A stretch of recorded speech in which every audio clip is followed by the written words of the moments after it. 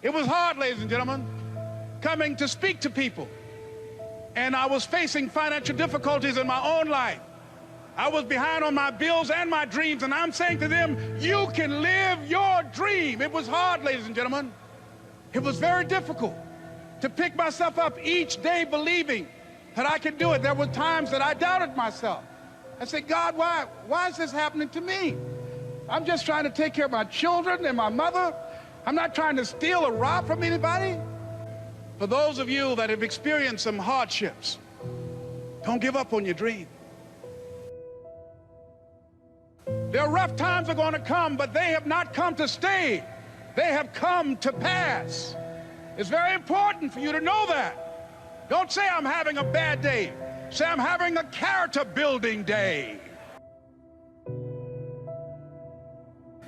Write down at least 5 reasons on why you deserve your dream, on why you won't give up, what's going to make you unstoppable, why you must be unreasonable, because logical, practical thinking says you can't do it today.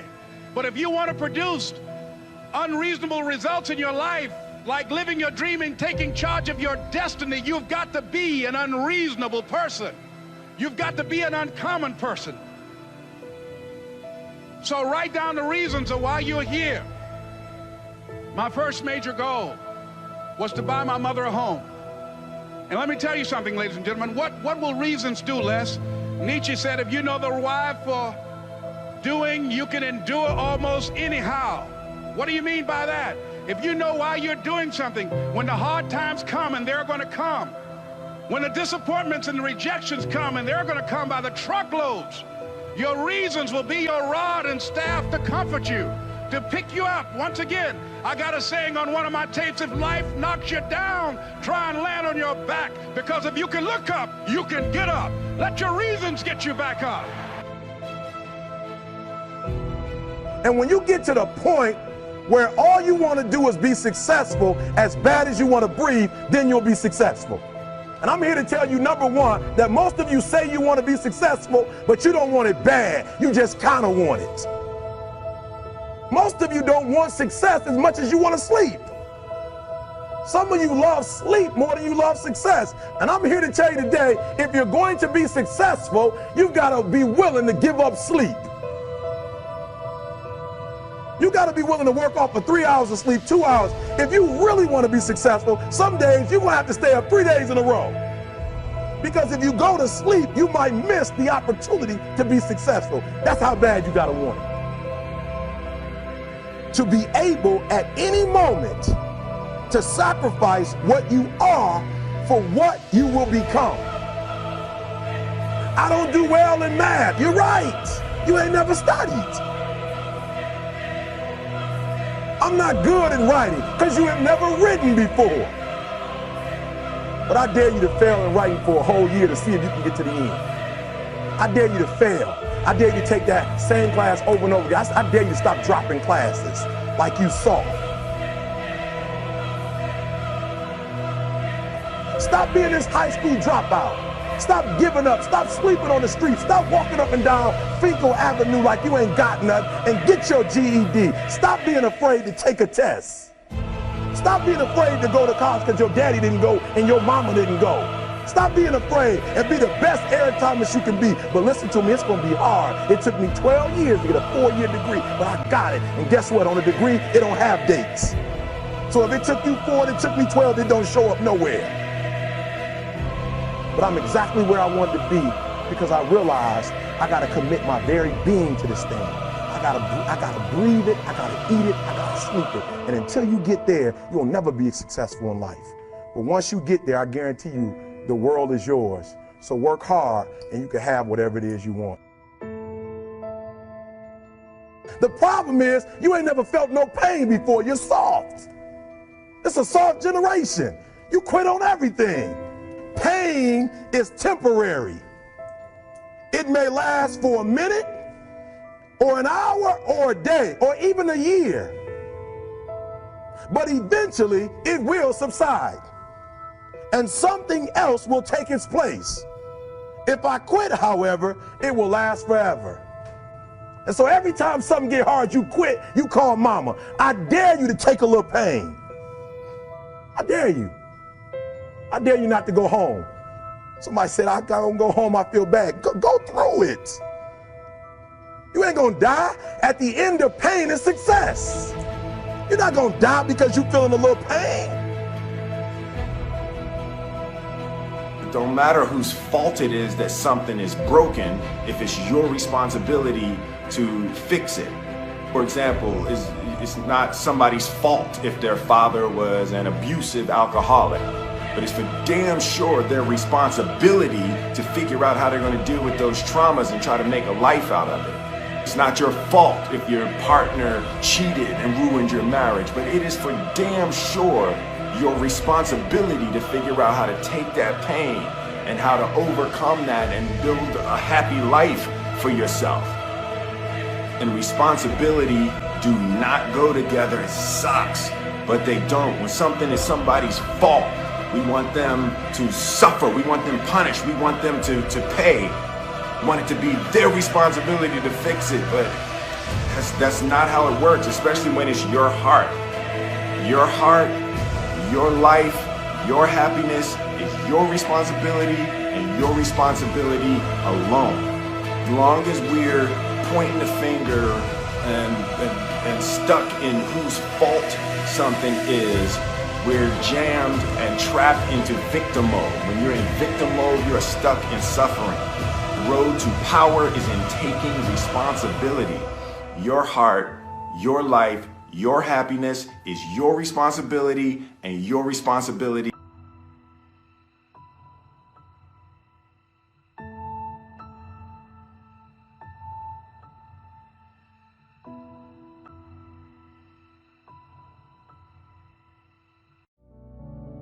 People think that the more you meditate, the better it is. So 20 minutes of meditation is not as great as 3 hours of meditation. And it's actually not how we work. For us, we believed in quality as opposed to quantity. We spent the whole day preparing to meditate. What comes before meditation? Concentration. Concentration comes before meditation. So you need to learn how to concentrate in order to meditate. And we believe that you can't meditate if you can't concentrate. So we spent the whole day focusing on concentration. So when I spoke with someone in the monastery, I spoke with another monk, I gave them my undivided attention. When I worked on my laptop, I focused on working on my laptop. When I swept the sidewalk, I focused on sweeping the sidewalk. So throughout the day, I'm practicing concentration. Now when I go to sit down to meditate, I'm really focused and I can have a dynamic meditation session. And I always use the simple analogy of, take Usain Bolt, for example, the sprinter, right? I don't know much about him except he won 3 gold medals, fastest man on earth from Jamaica. I can make an assumption and tell me if I'm wrong that his whole day is structured, that he eats the right kinds of food and drinks the right amount of water. He goes to the gym. If you look at the boy, he's ripped, right? Probably works out, runs every day, I'm sure, sprints, does all kinds of things. But his whole day is preparing him for 9.57 seconds or whatever it is his world record is, not the other way around. And people come up to me all the time, Brian, and they say, Dhanapani, I'm so stressed out, I've got so much happening in my life. Do you think if I meditate for 5 minutes in the morning, it'll help my whole day? I'm going like, well, what are you doing the remaining 23 hours and 55 minutes? That's what I want to know. Because if you try to meditate for 5 minutes in the morning and the rest of the day you just live a chaotic life, that's not, it's a good start, but it's not really helping you. It's like eating a carrot in the morning and then eating hamburgers and fries all day and hoping to have a healthy diet. You have to understand that your whole day, your lifestyle is what's going to support your meditation practice at the start, and then your meditation practice grows, and then it turns around and supports your lifestyle. Right. But not the other way around. You don't create a meditation practice to support your lifestyle. You create a lifestyle first, meditation second. Nobody teaches you how to use the mind. There's no manual for the mind. So this, I think, is one of the most essential things in making progress in our life, is really understanding how our mind works. It's the one thing that we have to live with 24 hours a day, 7 days a week. We have no choice. Imagine if most of you slept 8 hours a day, which most of you don't. You slept and you were awake 16 hours a day. In the 16 hours you practice Your awareness just randomly moving from one thing to another, to another, to another. All day practice being distracted. What would you be good at after 6 months? You did this 16 hours a day, you just allow your awareness to jump from one thing to another, to another. I'll tweet right now, I'll switch to text messaging, then I'll go to email, oh, my phone's ringing, so I'll answer the phone. And then somebody's speaking to me, so I'll have 2 conversations at one time. And I'll just do this 16 hours a day, 7 days a week. So you get it being good at distracted. After 1 year, you're an expert at being distracted. After a year and a half, they'll invite you to give keynote talks on being distracted. You're so good, you practice 16 hours a day. So the same works for the opposite. If you practice being concentrated 16 hours a day, what would you become good at? You become good at concentrating. And all it takes is practice. By just doing one thing at a time. Keeping your awareness on one thing at a time. And you integrate this into everything that you do in your life. So the best way to do it is pick a few opportunities in your everyday life. For example, we all speak with people. When I speak with somebody, I give them my undivided attention. I keep my awareness on them. And the conversation is really brief. Why? Because we're concentrated. We're not being distracted. A 10-minute conversation normally just takes 3 minutes because you're just so focused. I define concentration as the ability to keep that awareness on one thing for a prolonged period of time. So if I can keep my awareness on Eric and not drift away and think about the wedding, or drift away and think about the vacation, or what I'm going to do later, then I'm concentrating on Eric. Every time it drifts away, I bring it back. And the more I practice this, the more I practice concentration. So concentration is the ability to keep your awareness on one thing for a prolonged period of time. And that's a very simple definition of concentration. How do you get better at concentration? You practice this. You practice this 24 hours a day, 7 days a week. And it's the only way to get good at it. And what's the best way to practice it? The best way to practice it is to integrate it into everything that you do in your life. And out of a prolonged concentration comes the wonderful power of observation. You just become more observant, and when you become more observant, you see solutions quicker and you solve things quicker. And it's a wonderful, powerful feeling when somebody is concentrated on you and not being distracted. So the best way is to integrate it into your everyday life. You're speaking with your spouse, give her or give him your undivided attention. So develop your awareness, integrate it into everything that you do in your life. And that's the best way you become good at. The next thing we need to develop is develop your will. Will is really important. Will is almost like a muscle in your mind, and you use that to pull and control your awareness and take it from one area of the mind to another. And the will needs to be developed, and same like concentration, if you don't cultivate the will, it doesn't grow.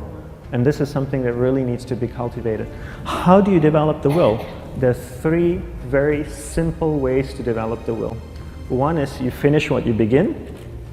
2 is you finish it well beyond your expectation, no matter how long it takes. 3 is you do a little bit more than you think you can do. All of those things require effort, and effort is will. It's so much easier to start a project than to finish a project, right? When you start a project, you're feeling creative, you're feeling inspired, you're full of energy. At the end of the project, you go, whose idea was this? So it requires tremendous amount of will to finish, and every time you complete something, you develop a little bit more will, and you have that muscle. And will is an amazing thing to develop, because once you develop will, that same will you can use in every aspect of your life to keep your awareness on one thing at a time, to finish projects, to see things through to the end, anything you want. The best way to develop will, bring it into your everyday life, into everything that you do. Give you an example, the way I integrate it into my everyday life, I try and finish what I begin. So for example, going to sleep. I sleep every night, so I put on my pajamas, I floss, I brush my teeth, I go to bed, I sleep, I wake up in the morning, I make the bed. Why? Because I'm finishing what I start.